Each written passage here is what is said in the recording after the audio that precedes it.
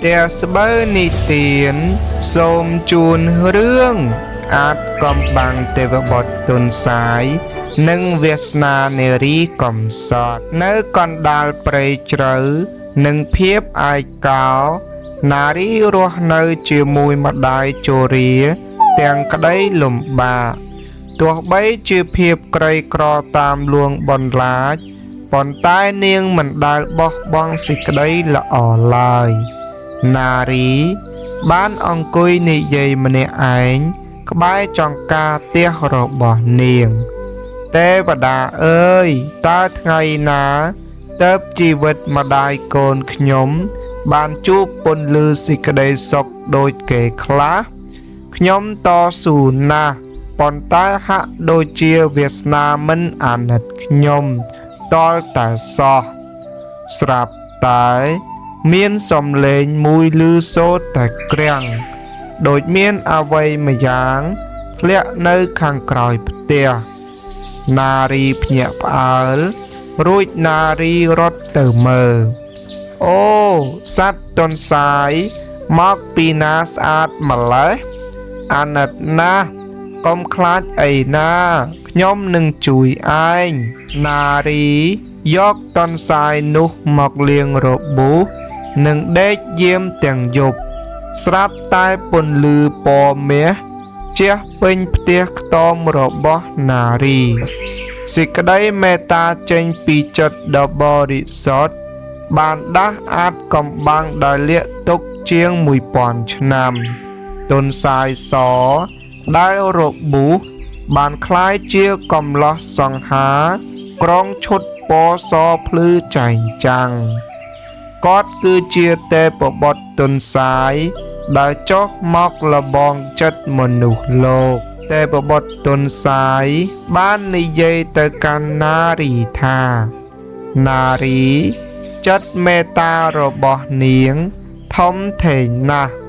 Dương móc tì ní đàm bay chui một nụ đã to xú đôi chìa niềng Chắp bì ngày ní tử phiếp cây cro nâng khliết ngái Bọn tái trớ chạm tha Xóm náng nâng nơi chia mùi một nụ đòi miên xịt đầy chia diêm bọn nọ Tê bộ bọt tôn sai cổ vi đáy Tiếc tôm prai chịp tiếc sát bát Miên á hà bình tóc Nâng miếc prạ xóm rạp chia bál mặt đài niềng Nari chạp đám lốt trong cung xóm pía Xôm o côn lốt mà cha Nhóm sân này ra nâng prạ xóm nòng ní đàm bay chui nẹ đọt tay nâng bắn to su đói cầm lăng tỏ khluôn át cầm băng này tê vào bọt tôn sái mình men con tới chia ca đo mẹ prạ nụ tê bọn tái cứ chia ca đo cầm lăng chết đo một nụ đo mình chết cho chanh nâng bề bút đầy ca nari bán bằng hành thà xịt cái đây lõ nâng cá to xú cứ chia món à cung đọc khlang khá bóng phót nông lột xong lên tê vào bọt bàn nị dây bằng hà tam chó chôl niêng chong chạm cho nẹ ná đai mình bọc bằng cá to xú tê và đa nâng mình bọc bằng bú kể lời nari xong lăng mơ tê vào bọt đòi pnê srot tôn lốc mà cha ta ngày nà mùi lốc mà cha nâng trơ trò lọp từ than su vinh mền tế nơi giúp pre chan pinh bồ rầm mấy nari nâng tế bộ bọt ong cùi nơi viên smai cơ bài tía tế bộ bọt công pung plom khloy giang bị rùa nari xóm lăng mơ mục tế bộ bọt đôi pnết srot tôn lốc mà cha ta ngày nà mùi lốc mà cha nâng trơ trò lọp từ than su vinh mền tế Tê bộ bọt tôn sai có chọc plom khloy hai xóm lăng pnết nari phía ra cách rồi bỏ dưỡng cứ mọc chui một nút lọ cả ná phía ra cách chóp dưỡng trơ tư tam cho bắp thàn su cho hát ở vây ban chìa pnết niếng hạ đôi chia miên tục bạp ní នារីចាប់ផ្ដើមអោនមុខចុះទាំងអៀនខ្មាស់ខ្ញុំគ្រាន់តែគិតថាបើលោកម្ចាស់ទៅបាត់ជីវិតដែលធ្លាប់មានលោកម្ចាស់នៅក្បែរវានឹងក្លាយជាការចងចាំដ៏ឈឺចាប់បំផុតសម្រាប់ខ្ញុំតែបបត់ចាប់ដៃនារីថ្នម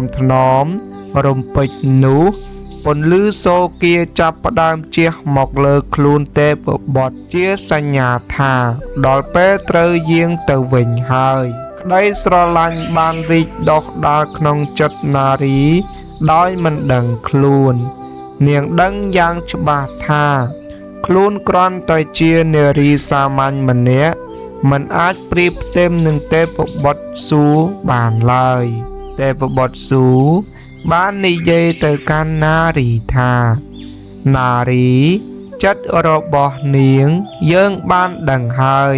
ប៉ុន្តែមនុស្សនិងទេវតាមានផ្លូវដើរខុសគ្នានារីយំអង្វរទោះបីជាបានត្រឹមមើលថែលោកម្ចាស់ក្នុងនាមជាសត្វទន្សាយតូចមួយក្បាលដូចមុនក៏ខ្ញុំអស់ចិត្តដែរសូមកុំទៅចោលខ្ញុំអី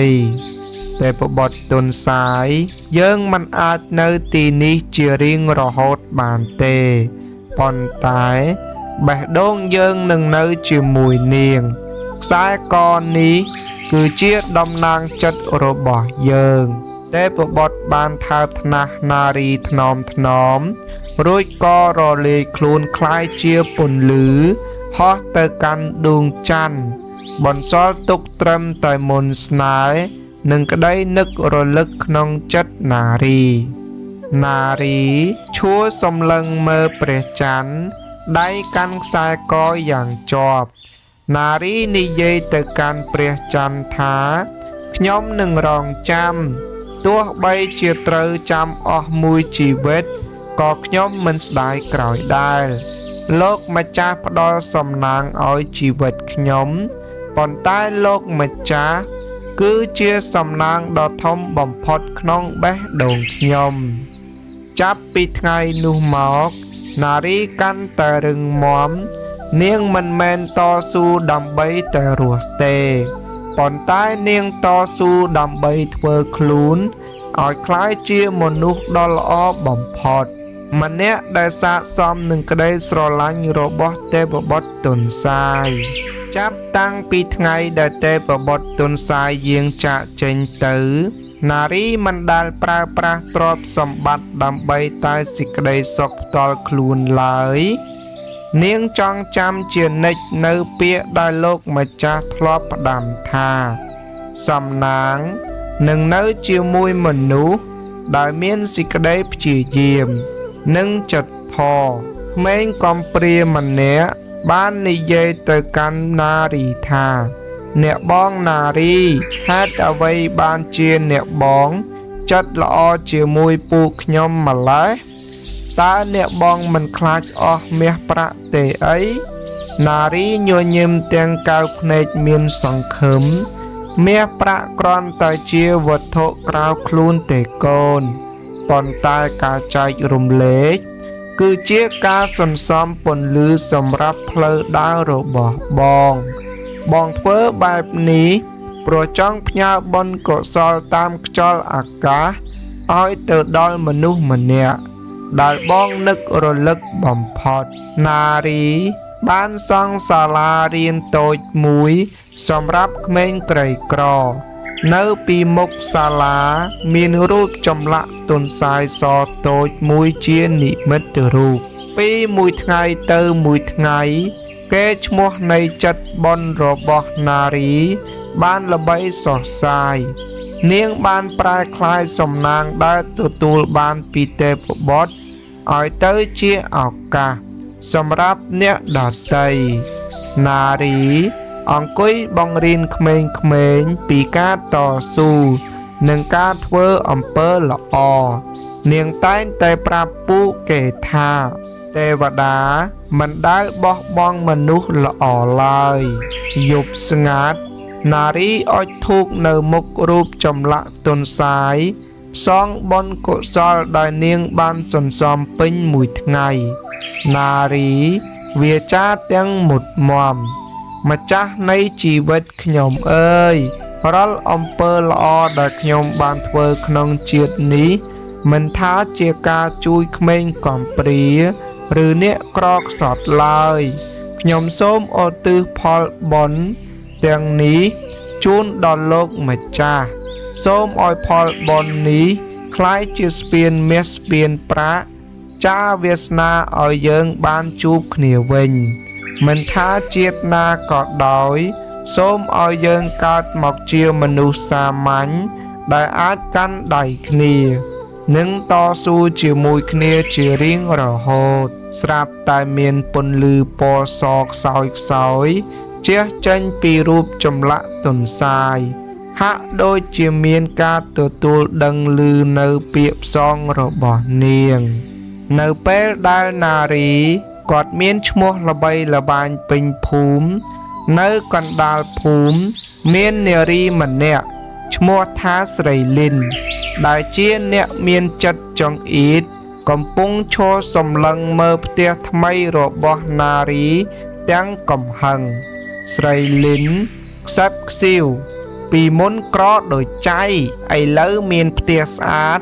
មានគ្រឿងអលង្ការពាក់ប្រកាសជាវាទៅលួចគេឬមានមន្តអាគមអីមិនខានយើងមិនទុកឲ្យឯងបានសុខទេស្រីលីនបាននាំអ្នកភូមិមួយក្រុមទៅរុះរើផ្ទះនារីដើម្បីតាមរករបស់ទេពដែលនាងគិតថានារីលាក់ទុកអ្នកភូមិចាប់នារីចងនឹងដើមឈើដោយចោទនាងថាជាមេធ្មប់ព្រោះឃើញនាងនិយាយម្នាក់ឯងជាមួយព្រះច័ន្ទនឹងមានខ្សែកចម្លែកស្រីលីនមើលចោះខ្សែកនេះមានពន្លឺចម្លែកណាស់នាងនេះជាស្រីធ្មប់ដុតខ្សែកនេះចោលទៅភូមិយើងបានសុខនារីយំសំពះអង្វរសូមកំប៉ះពាល់វាអីរបស់នេះជារបស់តំណាងចិត្តមិនមែនរបស់អាក្រក់ទេបើចង់ធ្វើបាបចូលធ្វើបាបតែខ្ញុំទៅប៉ុន្តែកុំបំផ្លាញការចងចាំចុងក្រោយរបស់ខ្ញុំអីនៅពេលដែលស្រីលីនបំរុងនឹងកាត់ខ្សែកនោះដាច់ស្រាប់តែមេឃដែលកំពុងស្រឡះប្រែជាខ្មៅងងឹតរន្ទះខ្មាញ់គ្រហឹមពេញអាកាសទេវបុត្រទន់សាយលេចខ្លួនមកកណ្ដាលហ្វូងមនុស្សក្នុងសភាពខឹងសម្បាយ៉ាងខ្លាំងប៉ុន្តែខ្លួនប្រាណលោកហាក់ដូចជាស្លេកស្លាំងជាងមុនដើម្បីចុះមកជួយនារីនៅពេលថ្ងៃត្រង់ទេវបុត្រត្រូវបំពេញច្បាប់ស៊ូយ៉ាងធ្ងន់ធ្ងរដែលអាចធ្វើឲ្យលោកបាត់បង់ឫទ្ធិអំណាចជារៀងរហូតទេវបុត្រទន់សាយសម្លឹងអ្នកភូមិដោយកៅភ្នែកមុតស្រួចចិត្តមនុស្សលោកពិតជាខ្មៅងងឹតជាងសត្វតិរិឆានទៅទៀតនារីតស៊ូជួយអ្នករាល់គ្នាប៉ុន្តែអ្នករាល់គ្នាបែរជាមកធ្វើបាបនាងទៅវិញលោកក្រវាសដៃតែម្ដងពួកអ្នកចិត្តអាក្រក់ក៏ខ្ទាតចេញអស់រួចលោកក៏ដើរទៅស្រាយចំណងឲ្យនារីទេវបុត្រទន់សាយលុតជង្គង់ចុះនៅមុខនារីខ្លួនប្រាណរបស់លោកចាប់ផ្ដើមคล้ายជាគ្រាប់ពន្លឺតូចហោះចេញទៅម្ដងបន្តិចនារីអោបទេវបុត្រទាំងទឹកភ្នែកលោកម្ចាស់កុំទៅអីហេតុអ្វីលោកម្ចាស់សុខចិត្តលះបង់ដើម្បីខ្ញុំដល់ថ្នាក់នេះទេវបុត្រទន់សាយញញឹមទាំងក្តីស្រឡាញ់នារីយើងលែងជាទេវបុត្រទៀតហើយការបំពានច្បាប់លើកនេះធ្វើឲ្យយើងត្រូវទៅចាប់ជាតិជាមនុស្សសាមញ្ញបើវាសនាមានពិតយើងនឹងជួបនាងម្ដងទៀតក្នុងនាមជាមនុស្សដូចគ្នានារីទោះជាលោកម្ចាស់នៅទីណាคล้ายជាអ្នកណា ក៏បេះដូងខ្ញុំនៅតែជារបស់លោកម្ចាស់ជានិច្ចទេពបុត្ររលាយបាត់ទៅក្នុងខ្យល់ឱកាសបន្សល់ទុកត្រឹមតែស្លាបសัตว์ទន្សាយពណ៌សមួយសន្លឹកធ្លាក់លើដៃនារីច្រើនឆ្នាំកន្លងផុតទៅនារីដែលឥឡូវក្លាយជាស្ត្រីម្នាក់ដែលមានវ័យចំណាស់បន្តិចកំពុងអង្គុយមើលក្មេងៗរត់លេងស្រាប់តែមានកំឡោះម្នាក់ដើរកាត់មុខនាងហើយជ្រុះកន្សែងដែលមានរូបទន្សាយការតស៊ូនិងសេចក្តីស្មោះត្រង់តែងតែមានពន្លឺនៅចុងបញ្ចប់អាចកំបាំងនៃទេវបុត្រទន្សាយមិនមែនបញ្ចប់ត្រឹមការព្រាត់ប្រាសឡើយប៉ុន្តែវាគឺជាការចាប់ផ្ដើមនៃវាសនាថ្មីនារីងើបសំឡឹងមុខកំឡោះនោះហើយអ្នកទាំងពីរក៏ញញឹមដាក់គ្នាហាក់ដូចជាធ្លាប់ស្គាល់គ្នារាប់ពាន់ឆ្នាំមកហើយសម្រាប់រឿងអាចកំបាំងទេវបុត្រទន្សាយបានបញ្ចប់ត្រឹមប៉ុណ្នេះ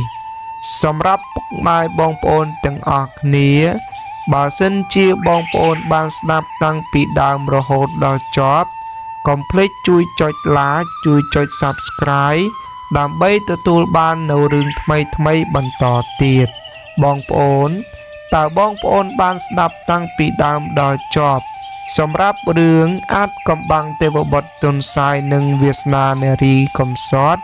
បានផ្ដល់ការអប់រំដល់បងប្អូនអ្វីខ្លះព្រោះរឿងនេះបានផ្ដល់ការអប់រំឲ្យបងប្អូនទាំងអស់គ្នាមានការតស៊ូស្មោះត្រង់ហើយពុះពៀរាល់ឧបសគ្គទាំងអស់ចឹង admin សូមអរគុណបងប្អូនទាំងអស់គ្នាសូមអរគុណនិងសូមជម្រាបលា